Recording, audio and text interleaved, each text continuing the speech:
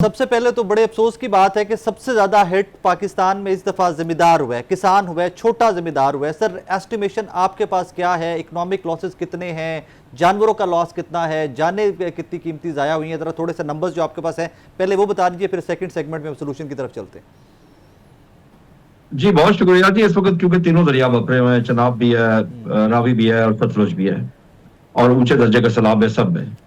और ये पहली दफा, इसमें कोई शक नहीं, गिलगित बल्तिस्तान भी बारिशों से तबाह हुआ, सैलाब वहां भी ऐसे रिले आए, KPK में भी और पंजाब में भी, अब सिंध में जा रहा है जी।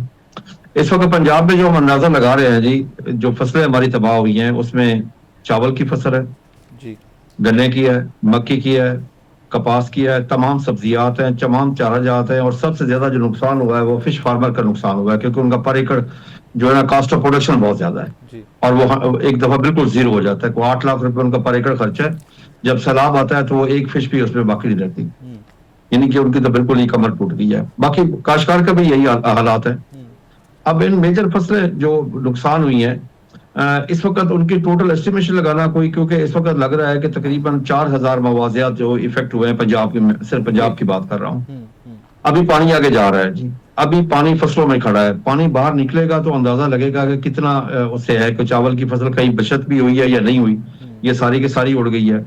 मक्की की फसल तो बिल्कुल ही जहां पे पानी आया खत्म हो गई, कपास की जहां पानी आया खत्म हो गई, गन्ने की फसल के बारे में देखा जा सकता है कि बाद सब्जियात तमाम खत्म हो गई और खसूसन चारा जात सारे खत्म हो गए। अब हमारे लिए चैलेंजेस हैं। चैलेंज, सबसे बड़ा चैलेंज ये है कि अगली फसलें कैसी काश्त होंगी, फूड सिक्योरिटी में कैसे काश्तकार इस 25 करोड़ आवाम का ख्याल रख सकेगा, क्योंकि इस वक्त पूरी दुनिया में नंबर 1 पे फूड सिक्योरिटी है, बॉर्डर सिक्योरिटी नंबर 2 पे है।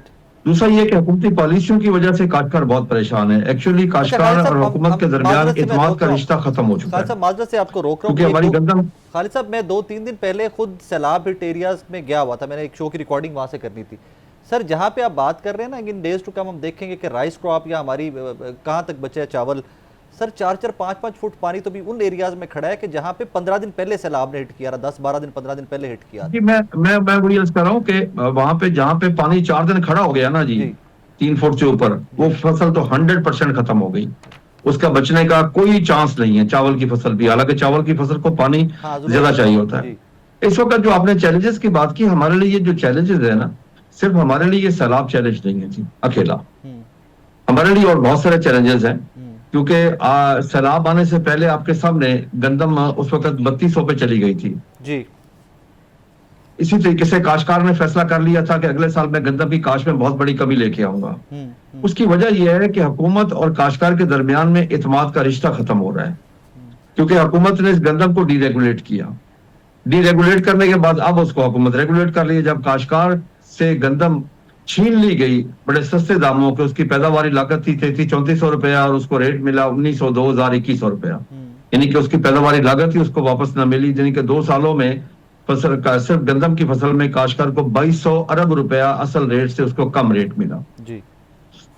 अब सवाल पैदा होता है कि जहां पे सैलाब आया जी, वहां तो लोगों की, काश्तकार की दुनिया ही उजड़ गई है, क्योंकि उसके पास कुछ बचा ही नहीं है। घर में जो कुछ था, उसने गंदम रखी हुई थी, आटा पड़ा था, दालें थी, चीनी थी, घर का सामान था, रहने से निकल सामान था, अगर किसी बच्ची का कोई जेवर था या उसका जहेज बना के रखा हो, यानी कि जो कुछ था कोई उसके पास बाकी ना, इमारत बाकी रही उसकी।